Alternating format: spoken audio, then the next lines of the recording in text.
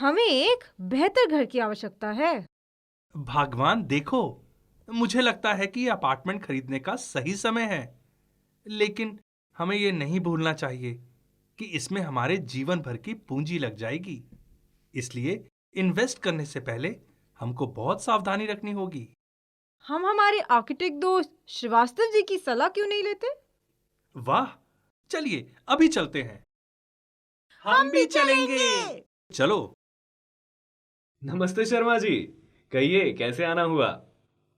दरअसल हमें अपना नया घर खरीदने के लिए आपकी सलाह की जरूरत है। बहुत अच्छा। मैं आसान शब्दों में ऐसी महत्वपूर्ण चीजों के बारे में बताता हूं ताकि कोई भी डिसीजन लेने से पहले आप इनका ध्यान रख सकें। रुको रुको रुको रुको भाई। ध्यान। अरे ध्यान देने वाली बात तो ये है कि यही होती है हीरो की एंट्री। मैं जीसी यानी घनचक्कर कंस्ट्रक्शंस का एक लौता मालिक। इनके साथ मेरी भी सुन लेना। वैसे मैं सुना ही दूंगा। मैं इस फील्ड में बड़े लंबे समय से हूं। देखिए, किसी भी प्रॉपर्टी के लिए सबसे महत्वपूर्ण उसकी लोकेशन होती है। अच्छी लोकेशन की क्या पहचान होती है? बहुत ही अच्छा सवाल पूछा आपने भाभी जी। लोकेशन की पहचान दो चीजों से होती है, मेगा इंफ्रास्ट्रक्चर और यूटिलिटी डेवलपमेंट्स। मेगा इंफ्रास्ट्रक्चर उन बड़े बड़े निर्माणों को कहते हैं जिन्हें बनाने के लिए लंबी प्लानिंग और विशाल इन्वेस्टमेंट की आवश्यकता होती है, वो भी सरकार की ओर से। इसीलिए ये बहुत इंपॉर्टेंट होते हैं और इन्हें पूरी बसावट के बाद बनाना बहुत ही मुश्किल होता है। इसीलिए ध्यान रखें कि 1 किलोमीटर के अंदर इन सारी चीजों की व्यवस्था पहले से ही होनी चाहिए, जैसे कि मेजर ट्रंक रोड्स जैसे एक्सप्रेसवे, मेट्रो स्टेशन, आईएसबीटी, एक बड़ा पार्क जिसमें खेल कूद की जगह हो, इंस्टीट्यूशनल एरिया, ऑफिस एरिया। रुको रुको भाई, बेकार की बात करते हो। ये तो सब किस्मत की बात है। हमें तो आज तक ऐसी साइट नहीं मिल पाई, तो फिर बुक करूं? मेगा इंफ्रास्ट्रक्चर के बाद अगली चीज जो ध्यान में रखनी चाहिए वो है यूटिलिटी डेवलपमेंट्स, जैसे कि market, milk booth, creche, ATM, bus stop, पूजा स्थल जैसे मंदिर, मस्जिद, malls and cinema halls, clubs and restaurants आदि। ये चीजें हमारी रोजमर्रा की जरूरतों के लिए होती हैं। हालांकि ये वक्त के साथ भी डेवलप हो जाती हैं, परंतु मेगा इंफ्रास्ट्रक्चर सबसे इंपॉर्टेंट है और उस पर गौर करना सबसे ज्यादा आवश्यक है। क्यों शर्मा जी? लोकेशन के बाद प्लानिंग एंड लेआउट्स की महत्ता है, इसलिए हमें इनके बारे में विस्तार से समझना पड़ेगा। पर हमको इस विषय पर टेक्निकल जानकारी नहीं है, तो हम एक अच्छे डिजाइन और एक बेकार डिजाइन में अंतर कैसे कर पाएंगे? शर्मा जी, टेक्निकल एक्सपर्टीज की आवश्यकता एक लेआउट डिजाइन बनाने के लिए चाहिए होती है, ना कि समझने के लिए। अब देखिए, मैं आपको कुछ इंपॉर्टेंट चीजों के बारे में डिटेल में बताता हूं ताकि आपको एक बढ़िया डिजाइन और एक औसत डिजाइन में अंतर पहचान ना आ जाए। इन्हें जरूर देखना व परखना चाहिए। मान लीजिए कि हमारे पास एक हाउसिंग प्रोजेक्ट है जिसमें 5 टावर्स हैं। अब पहली चीज गौर करने लायक यह है कि ये पांचों टावर एक दूसरे से अलग और स्वतंत्र खड़े हों। देखिए, 1, 2, 3, 4 और 5। और यह भी ध्यान रखना कि हर दो टावर के बीच कम से कम 16 मीटर का गैप हो, जबकि दूसरे प्रोजेक्ट में पांचों टावर एक साथ जुड़कर खड़े हैं, 1, 2, 3, 4 और 5। अब पहले एग्जाम्पल को देखते हैं। इसमें सारे फ्लैट्स या चारों साइड से खुले हुए हैं, जबकि दूसरे केस में ज्यादातर फ्लैट्स एक ही तरफ से खुले हैं। देखिए शर्मा जी, दोनों लेआउट्स को साथ में देखिए। कोई टेक्निकल एक्सपर्टीज की आवश्यकता है? अब आप समझ गए होंगे, गलत और अच्छे लेआउट में डिफरेंस करना मुश्किल नहीं है। हाँ जी, ठीक है। तो हमें कम से कम 16 मीटर का गैप चाहिए दो इंडिपेंडेंट टावर के बीच में, और फ्लैट कम से कम 3 तरफ से खुला होना चाहिए। लेकिन इसका क्या फायदा है? देखिए शर्मा जी, पहले लेआउट में क्रॉस वेंटिलेशन हर तरफ से पॉसिबल है। Side 1, side 2, side 3, side 4, cross 1 and cross 2। जबकि दूसरे लेआउट में क्रॉस वेंटिलेशन कॉर्नर फ्लैट्स में ही मुमकिन है और कहीं नहीं। पर अंकल, क्रॉस वेंटिलेशन इतना महत्वपूर्ण क्यों है? अरे मेरी प्रिंसेस, ये तुमने अच्छा सवाल पूछा। रिसर्च में पता चला है कि कई मामलों में घर के अंदर का वायु प्रदूषण बाहरी प्रदूषण से 30 से 40% ज्यादा होता है, और ये बहुत ही इकोनॉमिक व आसान तरीके से क्रॉस वेंटिलेशन द्वारा दूर किया जा सकता है। अगली ध्यान रखने की चीज एक्सपोजर टू लाइट है। डायरेक्ट हो या डिफ्यूज्ड, 3 साइड ओपन फ्लैट्स में हमेशा ज्यादा मात्रा में पाई जाएगी, और निश्चित रूप से सनलाइट आपके लिए लाभकारी है। परंतु क्यों? क्योंकि बेटा, जितनी ज्यादा नेचुरल लाइट उतना कम बिजली का बिल। सर्दियों में आप धूप सेक सकते हैं, विटामिन डी की प्राप्ति, और घर भी गर्म रहेगा, वो भी बिना बिजली यानी कि हीटर के। नेचुरल लाइट आपकी आंखों के लिए भी बहुत लाभकारी है। सनलाइट बैक्टीरिया ही नहीं मारता, आपके घर को स्वस्थ भी रखता है, और सनलाइट की ये प्रॉपर्टी सदियों से इस्तेमाल की जाती है। आपके खाने को ये खराब होने से बचाती भी है। आप किसी चीज को धूप में सुखाएं तो वो काफी समय तक सड़ेगी नहीं। चलिए अब आगे बढ़ते हैं, बात करते हैं साइट लेआउट की।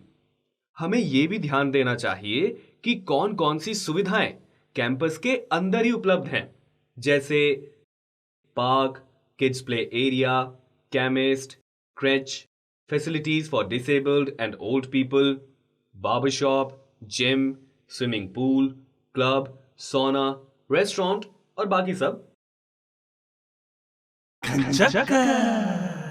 अरे रुको एक सेकेंड, ये सब क्यों? शहर बसाना है क्या? अपार्टमेंट की बात हुई थी, अपार्टमेंट लो। तो फिर बुक करूं? साइट लेआउट में आपको ये अवश्य चेक करना चाहिए कि पार्किंग की क्या फैसिलिटी है, वो भी कॉम्प्लेक्स के अंदर। अक्सर ग्रुप हाउसिंग कॉम्प्लेक्सेस में देश भर में पार्किंग की समस्या बहुत अधिक पाई जाती है, और फ्लैट वालों को भी अक्सर कॉम्प्लेक्स के बाहर पार्किंग करनी पड़ती है। अगर मुमकिन हो तो वही प्रोजेक्ट चुनिएगा शर्मा जी, जिसमें हर फ्लैट पर 2 पार्किंग हो, या कम से कम 1.5 तो हो ही, वरना ऐसे प्रोजेक्ट पर दूसरी नजर डालना भी समय की बर्बादी है। अरे रुको रुको, ऐसा भी होता है क्या? ज्यादा पार्किंग के लिए सोसाइटी के बाहर की जगह को यूज करो, पार्किंग के पैसे भी बच जाएंगे। हर्रे लगे ना फिटकरी, रंग चोखा आए। तो फिर बुक करूं? और हां, इस बात का जरूर ध्यान रखें कि सैंक्शन पार्किंग लेआउट प्लान्स दिखाना as per apartment act 2010 builder की जिम्मेदारी है, और मांगना आपका हक, वो भी फ्लैट बुक करने से पहले। अगला महत्वपूर्ण कार्य हर भावी खरीदार का यह है कि अकेले ब्रोशर्स को देखकर घर ना खरीदें। देखिए शर्मा जी, कंपैरिजन विंडो में एक साइट के आर्टिस्टिक इंप्रेशंस दिखाए गए हैं, जिसमें हरियाली को बड़ा दिखाया गया है और बिल्डिंग साइज छोटा कर दिया गया है। इस कारण हमें ऐसा प्रतीत हो रहा है कि ये बहुत ही हरा भरा कॉम्प्लेक्स है, लेकिन ऐसा असल तौर पर नहीं होता। एज पर अपार्टमेंट एक्ट 2010 हर क्लाइंट को पूरा हक होता है आर्किटेक्ट द्वारा प्रमाणित actual site plan to scale की मांग करने का, और वास्तविक ग्रीन एरिया का सही अनुपात देखने का। अरे रुको, अब इन्हें साइट प्लान टू स्केल भी चाहिए। मैंने अति सुंदर ब्रोशर्स ऐसे ही नहीं छपवा रखे, अपार्टमेंट पे ना सही, ब्रोशर पर तो हरियाली है।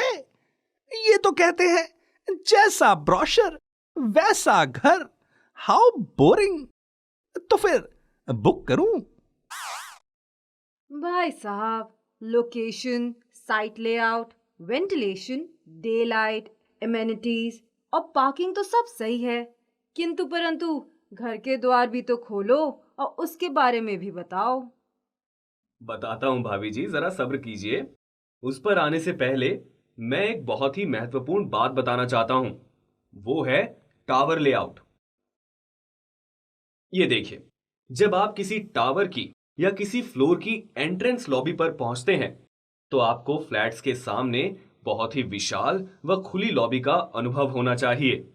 इस लॉबी का इस्तेमाल सिर्फ वेटिंग चेयर्स लगाकर ही नहीं, अपितु कम्युनिटी वेटिंग स्पेस की तरह भी किया जा सकता है। और हां, number of lifts her floor पर पर्याप्त होनी चाहिए, क्योंकि अगर ऐसा नहीं हुआ तो हड़बड़ी के वक्त, जैसे ऑफिस या स्कूल टाइम पर, बहुत दिक्कत आ सकती है। मैं व्यक्तिगत रूप से यह रेकमेंड करता हूं कि आप इस चीज पर गौर दें कि अगर 50 या उससे ज्यादा फ्लैट्स हैं एक टावर में, तो उसमें कम से कम 3 लिफ्ट तो होनी ही चाहिए, जिनमें से एक सर्विस लिफ्ट हो, जिसमें आप ना सिर्फ फर्नीचर वगैरह ले जा सके, पर इमरजेंसी केस में स्ट्रेचर भी आ जा सके। दूसरी मुख्य बात यह है कि लिफ्ट या सीढ़ियों से मुख्य प्रवेश द्वार तक लंबी लॉबी हमेशा अवॉइड करनी चाहिए, क्योंकि यह पतली व लंबी आइल्स बनती हैं जो फ्लैट्स या सीढ़ियों से मेन डोर की दूरी बढ़ा देती हैं, जो हमें आमतौर पर महसूस नहीं होता, पर असल में इमरजेंसी जैसे भूकंप, आग आदि के दौरान इनमें काफी असुविधा होती है। नए आदमी को भी फ्लैट ढूंढने में दिक्कत आती है। रुक जाओ भाई, रुक जाओ। अरे वाह, तुम्हारी लॉबी अच्छी, हमारी लॉबी खराब।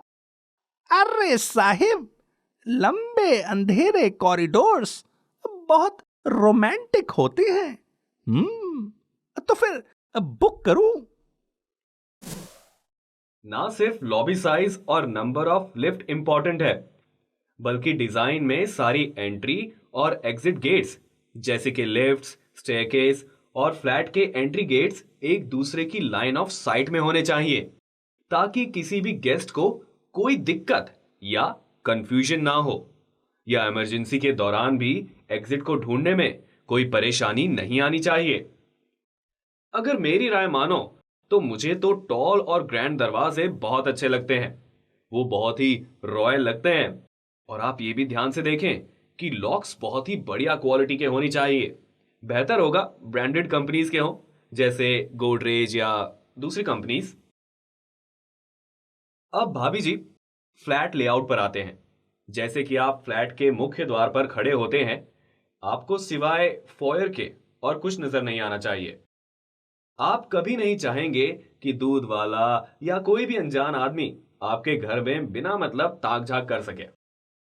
मैंने बहुत से नामचीन फ्लैट्स देखे हैं जिनमें ना कि सिर्फ ड्राइंग रूम, बल्कि डाइनिंग रूम, मास्टर बेडरूम और वॉशरूम भी दिखता है, वो भी बाहर खड़े खड़े।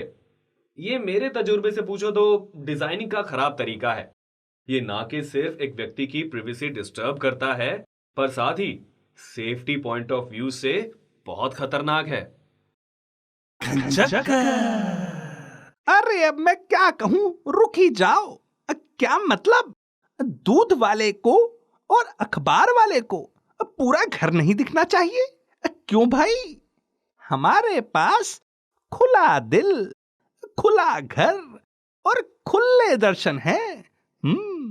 तो फिर बुक कर दूं? बिल्कुल गलत। आप लोग मेरी बात पर ध्यान दीजिए। जब आप फ्लैट के अंदर पहुंच जाएं, तो सबसे पहले आता है ड्राइंग रूम, जो कि एक निश्चित रूप से एक तरफ से पूरी तरह खुला हो, जिसमें फुल हाइट ग्लास फसाड हो। इससे बाहर का अति सुंदर नजारा देखने को मिलेगा और उसके साथ नेचुरल लाइट भी आएगी। इसके अलावा विश्व के कई देशों की बेस्ट प्रैक्टिस गाइडलाइंस रेकमेंड करती हैं कि एक प्राइवेट आउटडोर स्पेस होना चाहिए, जो कि एक बड़ी बालकनी या टेरेस हो और लिविंग रूम से कनेक्टेड हो। और इस प्राइवेट आउटडोर स्पेस में इतनी जगह होनी चाहिए कि एक बड़े फ्लैट में 8 और छोटे फ्लैट में 4 लोगों के डिनर टेबल लगाने की जगह हो। साथ ही ऑपोजिट साइड्स में दूसरी खिड़की होनी चाहिए जिससे क्रॉस वेंटिलेशन मुमकिन हो पाए। और इसके साथ शर्मा जी एक और बात याद रखने लायक है, वो ये कि ड्राइंग रूम एक लाउड एरिया होता है जहां आप टीवी देखते हैं, बात करते हैं, पार्टी होती है या हंसी मजाक दोस्तों के साथ बैठते हैं वगैरह। यह आवाजें आपके बेडरूम्स तक नहीं जानी चाहिए, कम से कम धीमी तो हो ही जानी चाहिए। अब आपके बेडरूम्स काम एरियाज कहलाए जाते हैं जहां शांति और प्रिवेसी की आवश्यकता होती है। तो मैं एडवाइस करूंगा कि इन दोनों एरियाज के बीच एक अकूस्टिक आइसोलेशन कम से कम 2 दीवारों का तो हो ही, वरना साउंड ट्रेवल करेगी। मैंने ये चीज बहुत से जर्मन आर्किटेक्ट्स को लागू करते हुए देखा है। ड्राइंग रूम हमेशा यू शेप का प्रेफर किया जाता है ताकि 2 लोग आमने सामने बैठकर बात कर सके और टीवी भी आरामदायक तरीके से देखा जा सके। टीवी ऐसे नहीं रखा होना चाहिए कि उसे तिरछा देखना पड़े। रुक रुक रुक, that's enough. Drawing room, drawing room में व्यू, वो भी क्रॉस वेंटिलेशन के साथ, बालकनी में नाश्ता, टीवी भी चाहिए और बेडरूम में आराम भी। ये तो कुछ ज्यादा ही हो गया। हमारे यहाँ बाहर वाले कमरे को ड्राइंग रूम बोलते हैं और वो वहां है। तो फिर बुक करूं? हाँ, बहुत बढ़िया। खैर आगे बढ़ते हैं। अरे किसी को भूख लगी है क्या? बच्चों कुछ खाओगे? चलो डाइनिंग रूम में चल के स्नैक्स खाते हैं। अब देखिए, डाइनिंग रूम किचन के बराबर में होना चाहिए ताकि सर्विंग आसानी से हो, और ये एक वेल लिट एरिया होना चाहिए ताकि दिन के समय यहां आर्टिफिशियल लाइटिंग की सबसे कम आवश्यकता हो। इसके बगल में एक बैल्कनी होनी चाहिए और साथ ही क्रॉस वेंटिलेशन की सुविधा। एक और महत्वपूर्ण बात, डाइनिंग स्पेस ड्राइंग रूम से अलग होना चाहिए क्योंकि कई बार कोई मेहमान आते हैं तो किसी के घर वाले को खाना छोड़कर अंदर ना जाना पड़े और उन दोनों रूम्स में बैठे लोग अपना अपना काम बिना एक दूसरे को डिस्टर्ब किए कर सके। भाई साहब, पकौड़े तो बहुत ही बढ़िया हैं। और इसी से मुझे याद आया, आप कुछ अगर मेरे किचन के बारे में भी बता देते। मेरा तो ज्यादा समय वहीं बीतता है ना। हाँ बिल्कुल भाभी जी, मुझे अंदाजा है कि एक महिला के लिए उसका किचन कितना महत्वपूर्ण होता है। Kitchen is heart of the family, इसीलिए वह घर के भी बीचों बीच होना चाहिए जहां से घर के सारे कमरे आसानी से दिखें और एक्सेसिबल हों। इससे आप किचन में काम करते वक्त पूरे घर पर नजर रख सकती हैं। इसके साथ हमेशा एक यूटिलिटी बैल्कनी होनी चाहिए जहां कपड़े सुखाना, बर्तन धोना आदि काम किए जा सके। ये चीजें बाहर से देखने में अच्छी नहीं लगती, इसलिए यह ऐसी जगह पर होनी चाहिए जो बाहर से दिखाई ना दे। Dad, I love my sleep. मुझे मेरे बेडरूम के बारे में जानना है। ये तो तुमने मेरी बात बहुत अच्छी पकड़ ली बेटिया। तो बेडरूम्स के बारे में बात करते हैं। ये बहुत जरूरी है कि अलमारी बेडरूम स्पेस के बाहर हो, ना कि अंदर। दरअसल वॉक इन वार्डरोब हो तो उससे बढ़िया तो कुछ नहीं, क्योंकि ना सिर्फ वो आपके बाथरूम के दरवाजे को छुपाता है, बल्कि वो कपड़े बदलने के लिए एक उपयोगी स्थान होता है और आपके कमरे की सुंदरता को भी बढ़ाता है। और साथ ही एक तरफ कम से कम 8 फीट हाई ग्लास डोर हो, अच्छे व्यू और नेचुरल लाइटिंग के लिए। फिर तो ये बहुत बढ़िया लगेगा। अगर ऐसा हो फिर तो बहुत ही बढ़िया। और दूसरी खिड़की को मत भूलना जिससे क्रॉस वेंटिलेशन हो सके। इसके साथ अगर लॉफ्ट मिल जाए स्टोरेज के लिए तो फिर क्या बात है। सारे कमरों में लगी हुई एक बड़ी बैल्कनी हो जिसमें 2 लोग शाम की चाय का आनंद ले सके। अगर ऐसा हो जाए फिर तो सोने पे सुहागा। एक और बात, बेड लगाने का प्रोविजन दरवाजे के सामने नहीं होना चाहिए। और बाथरूम? हाँ बेटा, बाथरूम्स में आजकल दीवार में टंगी हुई सीट्स कंसील्ड सिस्टम्स वाली बहुत ही पॉपुलर हैं। इससे बाथरूम की सफाई करना बहुत आसान हो जाता है। जबकि floor mounted seats expose systems वाली अक्सर गंदी हो जाती हैं। उनकी सफाई अपने आप में एक अभियान है। तभी मैं रेकमेंड करता हूं कि दीवार में टंगी हुई सीट्स और कंसील्ड सिस्टम्स का ही इस्तेमाल किया जाए। हाँ, और साथ ही मैं रेकमेंड करूंगा कि बाथरूम में टाइल्स फुल हाइट ही होनी चाहिए, ना कि 7 फीट तक। ये सिर्फ सुंदर ही नहीं लगती, बल्कि सीपेज को भी रोकती हैं।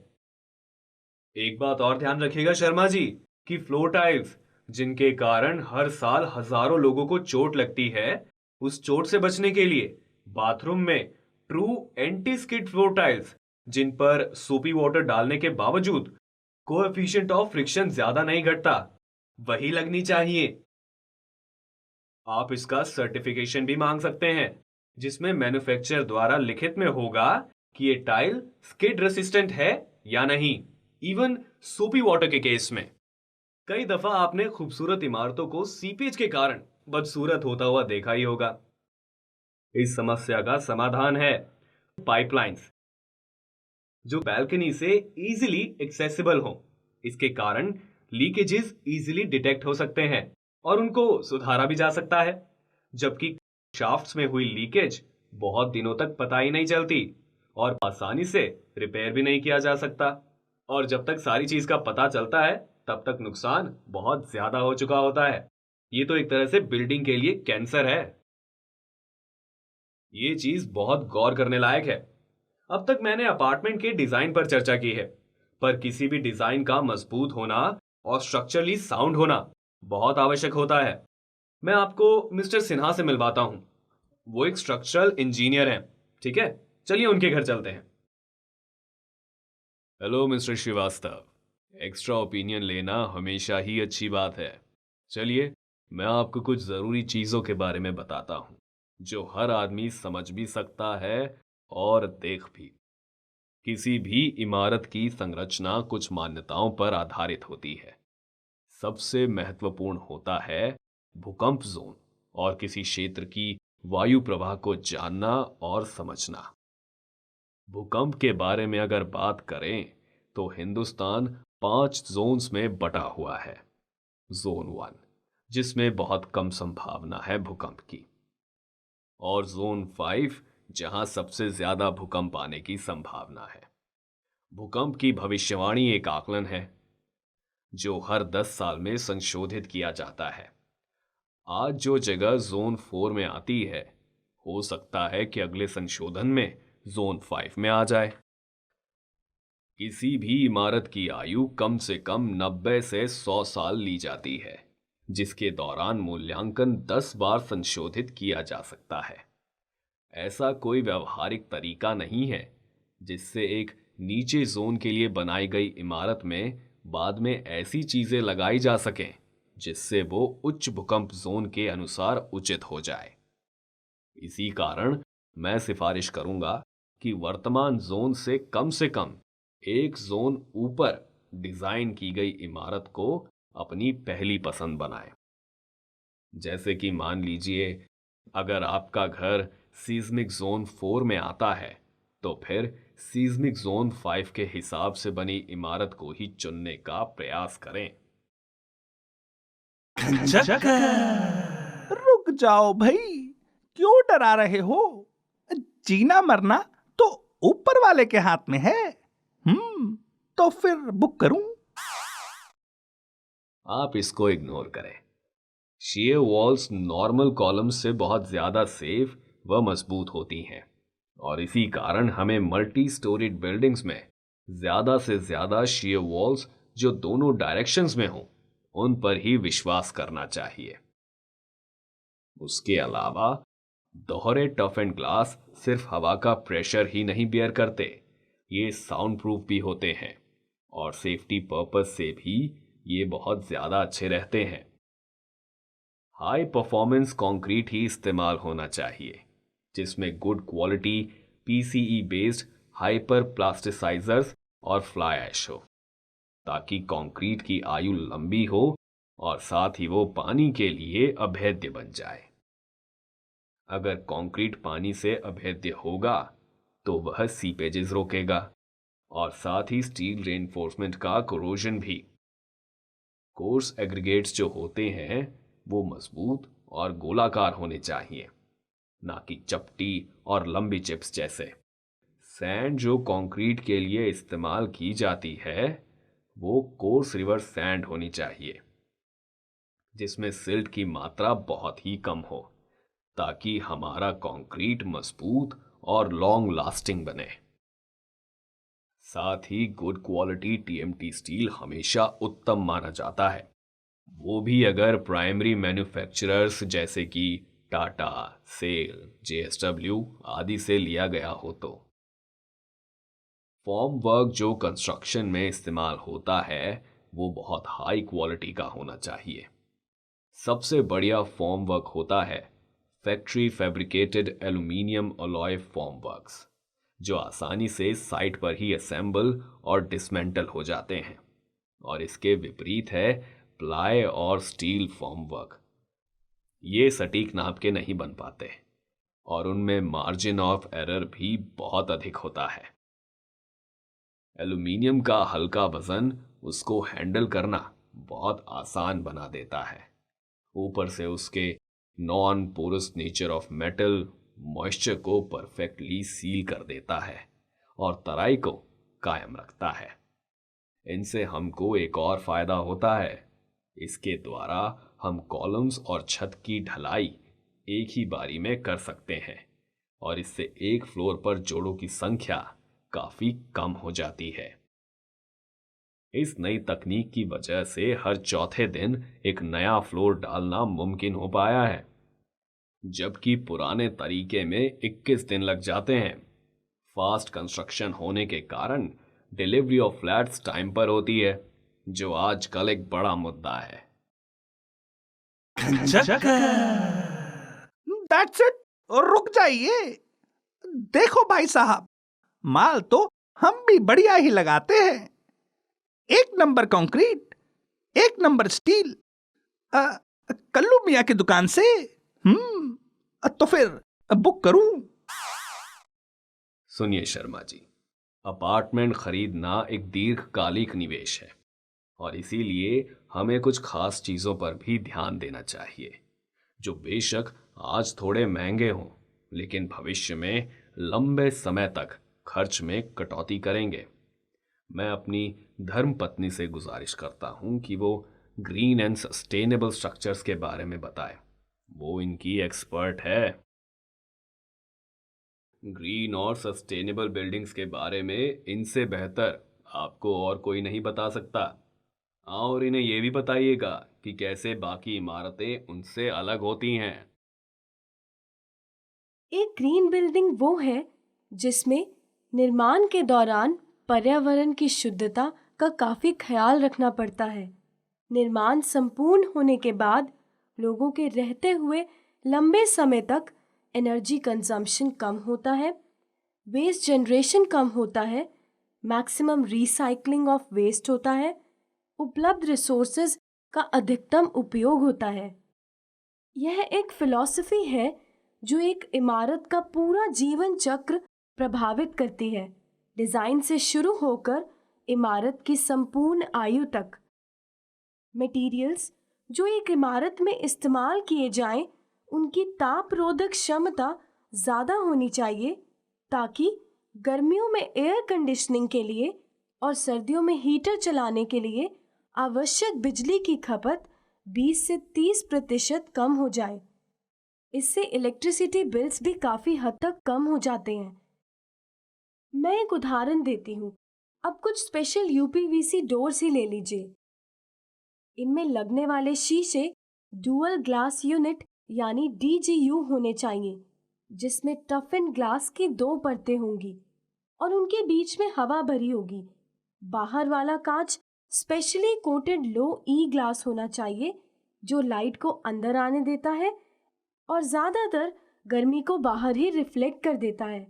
खिड़की दरवाजे जो इन मटेरियल से बनते हैं वो बहुत ही बढ़िया इंसुलेटर्स होते हैं और साथ में इनमें बिजली बिल्स को 20 से 30% कम करने की क्षमता भी होती है। इसी तरह ब्रिक्स या ब्लॉक्स एरिएटेड होने चाहिए ताकि बेटर इंसुलेशन हो सके। AAC ब्लॉक्स इसी कारण इस्तेमाल होते हैं। बाहरी दीवारों पर जो पेंट होता है वो भी टेम्परेचर कम कर सकता है अगर अच्छी क्वालिटी का इस्तेमाल किया जाए। करीबन बाहर और अंदर में 5 से 7 डिग्री का अंतर हो सकता है। आपने महसूस किया होगा, नए पेंटेड घरों से बहुत ही स्ट्रॉन्ग स्मेल आती है। यह VOCs, वॉलेटाइल ऑर्गेनिक कंपाउंड्स के कारण होता है। यह कई सालों तक इवेपोरेट करते रहते हैं और यह स्वास्थ्य के लिए हानिकारक होते हैं तथा ग्रीन बिल्डिंग कोड के अनुसार ऐसे VOC युक्त पेंट्स का इस्तेमाल वर्जित है। स्टॉप स्टॉप स्टॉप, अब तो आपने हद ही कर दी। पेंट से भी पॉल्यूशन? अरे जब पूरे शहर की हवा ही खराब है तो पेंट से क्या फर्क पड़ जाएगा? लू, नोट कर ले, अपने घर में नो VOC। तो फिर बुक करूं? अब सभी इलेक्ट्रिकल फिटिंग्स RoHS कंप्लायंट होना चाहिए, जिससे हमें यह सुनिश्चित होता है कि उसको बनाने के दौरान और उसके बनने के बाद किसी भी तरह का प्रदूषण नहीं हुआ। उसके ऊपर सभी electrical appliances 5 star energy rated होने चाहिए और इमारत इसी प्रकार डिजाइन होनी चाहिए ताकि नेचुरल लाइट्स का उपयोग ज्यादा हो और आर्टिफिशियल लाइट्स का उपयोग कम से कम हो। भाभी जी, ज्यादा से ज्यादा बारिश का पानी बचाना और उसका उपयोग करना चाहिए, ये बहुत जरूरी है। कॉम्प्लेक्स से निकलने वाले सारे सीवेज को ट्रीट करके दोबारा इस्तेमाल करना भी बहुत जरूरी है। ट्रीटेड जल का फिर से इस्तेमाल फ्लशिंग और गार्डनिंग में किया जा सकता है। इसको करने के लिए हमें डुअल प्लम्बिंग करनी पड़ती है, पर इस तरीके से हम कम से कम 40 से 50% पानी बचा लेते हैं। रिसाइकल्ड या वेस्ट मटेरियल का इस्तेमाल करने के लिए प्रोत्साहित किया जाता है। उदाहरण के तौर पे फ्लाई ऐश हमेशा से एक बहुत ही खतरनाक और मेजर एनवायरमेंटल प्रॉब्लम रही है। थर्मल पावर प्लांट जो कोयले से चलते हैं, ये उनसे निकलती है। इसीलिए फ्लाई ऐश ब्रिक्स का इस्तेमाल करना न सिर्फ एनवायरमेंटल हैजार्ड्स कम करता है, पर एयर पॉल्यूशन भी घटाता है और हमारी उपजाऊ मिट्टी जो हजारों सालों में कुछ इंच ही बनती है, उसको नष्ट होने से भी बचाता है। वरना भट्टी में बनी लाल ईंटें उपजाऊ जमीन को बहुत नुकसान पहुंचाती हैं। सारे प्लम्बिंग फिक्सचर्स ग्रीन बिल्डिंग में इस तरह से बनाए जाते हैं ताकि पानी का इस्तेमाल कम हो। जैसे कि अक्सर एक टॉयलेट फ्लश में 9 लीटर पानी लगता है, पर नई टेक्नोलॉजी से बने उपकरणों के द्वारा यही काम 4 लीटर पानी में ही हो जाता है। इसी तरह लो फ्लो फिक्सचर्स का भी इस्तेमाल बाथरूम में किया जा रहा है। हर एक फिक्सचर का फ्लो रेट डिफाइंड है। यह बहुत सारी टेक्निकल डिटेल हो गई। हमें ज्यादा समझ नहीं आ रहा। तो मैं आपके लिए आसान कर देती हूँ। यह जानने के लिए कि यह सब चीजें आपकी इमारत में हैं या नहीं, आपको बस उस बिल्डिंग का सर्टिफिकेट देखना है और इमारत कम से कम प्लैटिनम रेटेड IGBC होनी चाहिए या फिर 5 स्टार रेटेड गृहा। 2 ही ग्रीन बिल्डिंग रेटिंग एजेंसीज हैं, गृहा और IGBC। IGBC में 4 क्लासिफिकेशंस हैं, सर्टिफाइड, सिल्वर, गोल्ड और प्लैटिनम। दिसंबर 2014 से एक नई कैटेगरी आई है, सुपर प्लैटिनम। गृहा में 1 से 5 स्टार रेटिंग्स हैं। जितनी ज्यादा रेटिंग उतनी बढ़िया बिल्डिंग। रुको बच्चा, मोहमाया मोहमाया, क्या फर्क पड़ता है सर्टिफिकेट से? कागज का टुकड़ा है ये। तो फिर बुक करूं?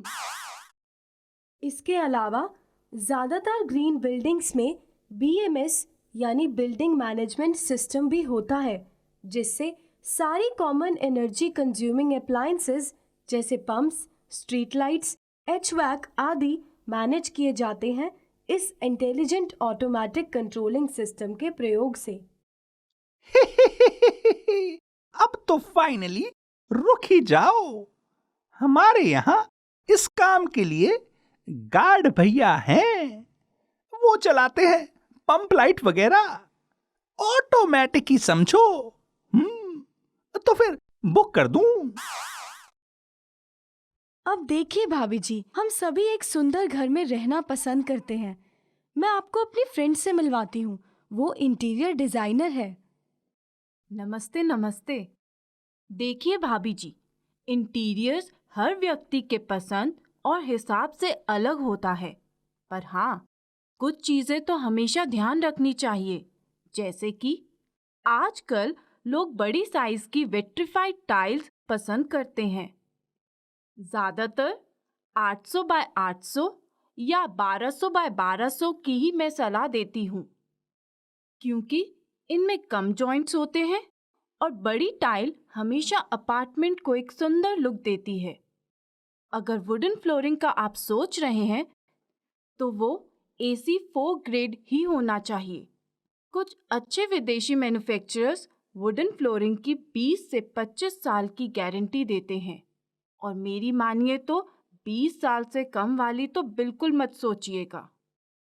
अच्छी क्वालिटी फ्लोरिंग के साथ अच्छी quality CP fitting, sanitary wares और इलेक्ट्रिकल स्विचेस भी बहुत आवश्यक हैं। यह भी 10 साल की गारंटी के साथ आते हैं और इसलिए रिकमेंडेड हैं।